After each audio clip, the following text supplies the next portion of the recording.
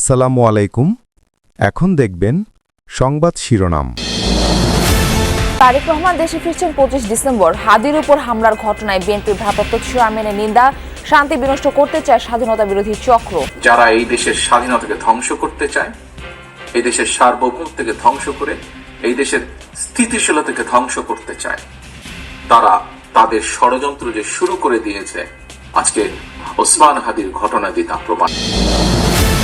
ওসমান হাদির উপর হামলায় জড়িত কেউ গ্রেপ্তার হয়নি এখনো। মাথায় গুলিবিদ্ধ ইনকিলাব মঞ্চের মুখপাত্রের অবস্থা সংকটাপন্ন। এভার ক্যারে চলছে চিকিৎসা। হামলাকারীদের দ্রুত আইনের আওতায় আনার নির্দেশ প্রধান উপদেষ্টার। ঢাকা সহ বিভিন্ন স্থানে বিক্ষোভ, প্রতিবাদ, অপরাধীদের দৃষ্টান্তমূলক শাস্তির দাবি। সকল জল্পনা কল্পনার অবসান ঘটিয়ে আগামী 25 ডিসেম্বর দেশে ফিরছেন বিএনপির ভারপ্রাপ্ত চেয়ারম্যান তারেক রহমান। শুক্রবার রাতে গুলশানে দলের চেয়ারপারসনের কার্যালয়ে স্থায়ী কমিটির বৈঠক শেষে এই কথা জানান মহাসচিব মির্জা ফখরুল ইসলাম আলমগীর। 2008 সালে চিকিৎসার জন্য দেশ ছাড়ার পর গত 17 বছর লন্ডনে আছেন তারেক রহমান। 2007 সালের 11-র পট পরিবর্তনের পর গ্রেপ্তার হন তারেক রহমান। 2008 সালে কারাগার থেকে মুক্তি পেয়ে চিকিৎসার জন্য সহপরিবারে যুক্তরাজ্যে যান। সেখান থেকে প্রায় 1.5 যুগ তিনি লন্ডনে অবস্থান করছেন। গত বছরের 5 আগস্ট ছাত্র জনতার গণ অভ্যুত্থানে তৎকালীন আওয়ামী লীগ সরকার ক্ষমতাচ্যুত হওয়ার পর তার বিরুদ্ধে থাকা বেশ কিছু মামলার সাজা বাতিল হয়। সেই সাথে কিছু মামলায় আইনি প্রক্রিয়ায় অব্যাহতিও পান তিনি। এরপর থেকেই তার দেশে ফেরা নিয়ে জোর আলোচনা চলছিল।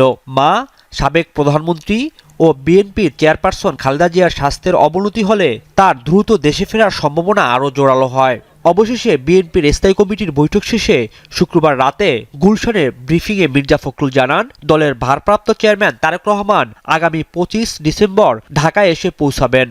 এই দেশের গণমানুষের অত্যন্ত প্রিয় মানুষ যারা তারেক রহমান, আমাদের দলের ভারপ্রাপ্ত চেয়ারম্যান, তিনি আগামী 25শে ডিসেম্বর, আমি আবার রিপিট করছি যে আগামী 25শে ডিসেম্বর তিনি ঢাকার মাটিতে আমাদের মাঝে এসে পৌঁছবেন। 25 ডিসেম্বর বৃহস্পতিবার, এদিন বড়দিনের ছুটি। আর ছুটির দিন হয় দেশে ফেরার বিষয়টিও আনন্দঘন হবে বলে আশা প্রকাশ করেন বিএনপির মহাসচিব। বলেন, জনগণই তারেক রহমানকে দেশে বরণ করে নেবে। এটা আমরা নিশ্চিত করলাম, ইনশাআল্লাহ সবকিছু ঠিক থাকে উনি অবশ্যই 25 তারিখে এসে পৌঁছবেন।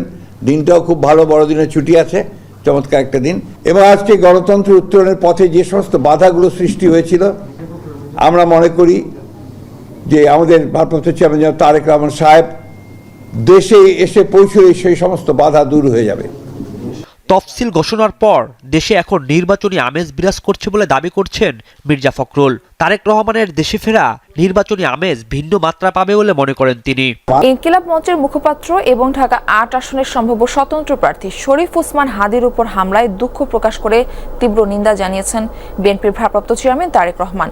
শুক্রবার বিকেলে রাজধানীতে বিএনপি দেশ গড়ার পরিকল্পনা কর্মসূচির অনুষ্ঠানে তিনি বলেন, দেশের শান্তি ও স্থিতিশীলতা নষ্ট করতে তৎপর একটি গোষ্ঠী সেই ষড়যন্ত্রের অংশ হিসেবে এই হামলা। আরও বলেন, নির্বাচন বানচালে প্রকাশ্যে হুমকি দিচ্ছে একটি মহল। ষড়যন্ত্র মোকাবেলায় সবাইকে অতীতের তুলনায় বেশি ঐক্যবদ্ধ হতে হবে। হাদির উপর হামলাকারীদের খুঁজে বের করতে গণতন্ত্রের পক্ষের শক্তিকে সহযোগিতা করার আহ্বান জানান বিএনপির ভারপ্রাপ্ত চেয়ারম্যান। ইনকিলাব মঞ্চের নেতা জনাব ওসমান হাদি, তাকে গুলি করা হয়েছে। এই ঘটনার জন্য তীব্র ঘৃণা এবং প্রতিবাদ জানাচ্ছি।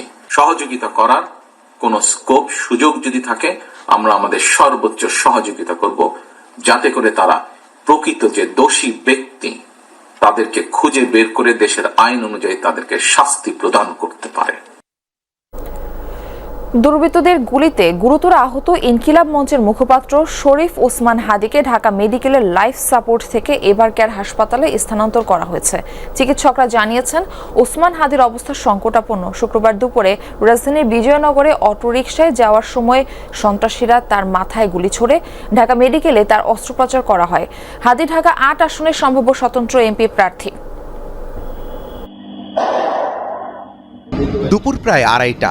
জুমার নামাজ পড়ে অটোরিকশা করে যাচ্ছিলেন ওসমান হাদি। এ সময় মোটর সাইকেলে করে দুজন ওই রিকশার পাশে এসে হাদিকে লক্ষ্য করে গুলি চালায়। গুলি তার কানের পাশ দিয়ে মাথার ভেতরে ঢুকে যায়। শব্দ পেয়ে আমাদের বাসা এখানে আমরা নিচে নেমে আসি। আসার পরে আমরা এখানে দেখি একজন লোক গুলিবিদ্ধ, উনি রিক্সায় ছিলেন, 2 জন আরোহী ছিলেন এবং একটা মোটরসাইকেল এখান থেকে গুলি করে চলে গেছে। দুজনকে, একজনের ছিল হেলমেট পরা, আরেকজনের দিকে একটা দাগ আছে। আমার সন্দেহ হচ্ছে এই বাইক যে গুলি করছে, যে বাইকে ছিল, দুজনের মধ্যে একজন গত শুক্রবারে বাসাতে ছিল, এমনকি বাসাতে ওর খুবই আন্তরিকতা ছিল। আমাদের কাছে ফুটেজ আছে। এই জায়গায় গুলি করা হয়েছে, অর্থাৎ এই জায়গায় গুলি করার সাথে তিনি রিক্সাতে পড়ে গেছেন। তার সাথে 2 জন, একজন ছোট সাথী ছিলেন আর একজন বড় মানে মিডিয়াম সাইজের মানুষ ছিলেন সাথে। তখন আমি হাদি ভাইকে তুললাম, তোলার পরে বন্দুকটা আমার দিকে তাক হলো যে আমি একজন কেন দৌড়ে হয়ে গেলাম। তার সাথে থাকা কর্মীরা দ্রুতই তাকে ঢাকা মেডিকেলে নিয়ে যান। সেখানে চিকিৎসকরা তার মাথায় অস্ত্রোপচার করে গুলি বের করেন। তারপর তাকে নেওয়া হয় লাইফ সাপোর্টে। হাদির অবস্থা ক্রিটিক্যাল বলে জানান চিকিৎসক। একটা বুলেট কানের ওপর দিয়ে বাম দিক দিয়ে ঢুকে ডান দিকে বের হয়ে গেছে বুলেটটা। তো এটা মানে ম্যাসিভ ব্রেন ইনজুরি বলতে যা বোঝায় সেটাই। এবং ব্রেন স্টিম মগজের যে কাণ্ড, সেই কাণ্ডের পাশ দিয়ে বুলেটটা বের হয়ে গেছে, কাণ্ডেরও ইনজুরি হয়েছে। এখন ওনাকে কৃত্রিম শ্বাস প্রশ্বাসের মাধ্যমে ওনাকে আমরা বাঁচিয়ে রাখছি। তবে আসার কথা যেটা, যে সাইন অফ লাইফ যেটা বলে, জীবনের চিহ্ন, এটা ওনার ভেতরে এখনো আছে। অপারেশন চলাকালে হাদির 2 বার কার্ডিয়াক অ্যারেস্টের পাশাপাশি প্রচুর রক্তক্ষরণ হয়েছে। আমরা খুলিটা খুলে রেখে দিছি বাম দিকে, কারণ বাম দিকে হলো এক্সিট উন্ড, ওখানে মগজ বেশি ক্ষতিগ্রস্ত হয়েছে। ওইদিকে আমরা খুলিটা খুলে রেখে দিছি। ডুরার যে ম্যানেজমেন্ট সেগুলো করছি, মগজ থেকে পানি বের করে দিয়ে মগজের চাপ কমায় দেওয়ার যে ব্যবস্থা সেগুলো আমরা করছি। আমাদের পক্ষে যতটুকু করা সম্ভব আমরা করছি, কিন্তু বেসিক্যালি ওনার অবস্থা খুবই ক্রিটিক্যাল। হাদির উপর হামলার পর হাসপাতালে ভিড় করেন তার কর্মী, সমর্থক সহ সাধারণ মানুষ। তারা এই ঘটনায় ক্ষোভ প্রকাশ করেন। তার সত্যের পক্ষে, ন্যায়ের পক্ষে ভয়েসকে রাইজ এটাকে অবনমিত করার জন্য তারা তার উপরে সন্ত্রাসীমূলক হত্যাযজ্ঞ চালিয়েছে। হাদির শারীরিক অবস্থার খোঁজ নিতে ঢাকা মেডিকেলে যান প্রধান উপদেষ্টার বিশেষ সহকারী ডাক্তার সাইদুর রহমানও। আগামী 72 ঘন্টায় এটা খুবই ক্রিটিক্যাল। মানে এই অবস্থায় ব্লাড দিয়ে এবং এই যে ফ্ল্যাকচুয়েটিং ডাইনামিক অবস্থাতে আমরা কোনো রকমভাবেই কোনো স্টেটমেন্ট পরিষ্কার দেওয়া কঠিন। পরে ঢাকা মেডিকেলের লাইফ সাপোর্ট থেকে পরিবারের সিদ্ধান্তে ওসমান হাদিকে স্থানান্তর করা হয় এভার কেয়ার হাসপাতালে। সেখানেই চলছে তার চিকিৎসা। সংকটাপন্ন অবস্থায় চিকিৎসকদের নিবিড় পর্যবেক্ষণে আছেন ইনকিলাব মঞ্চের ওসমান হাদি। শুক্রবার সন্ধ্যায় ঢাকা মেডিকেল থেকে এভার কেয়ার হাসপাতালে নেওয়া হয় তাকে।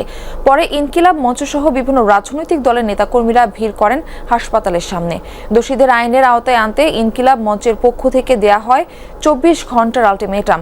আজ দুপুর 12টায় শাহবাগে হবে গণপ্রতিরোধ সমাবেশ। শুক্রবার সন্ধ্যায় ঢাকা মেডিকেল কলেজ হাসপাতালে অস্ত্রোপচার শেষে সংকটাপন্ন অবস্থায় রাজধানীর এভার কেয়ার হাসপাতালে নেওয়া হয় ওসমান হাদিকে। এদিন দুপুরে আততায়ীর গুলিতে গুরুতর আহত হন ইনকিলাব মঞ্চের মুখপাত্র ও ঢাকা 8 আসনের সম্ভাব্য স্বতন্ত্র সংসদ সদস্য পদপ্রার্থী।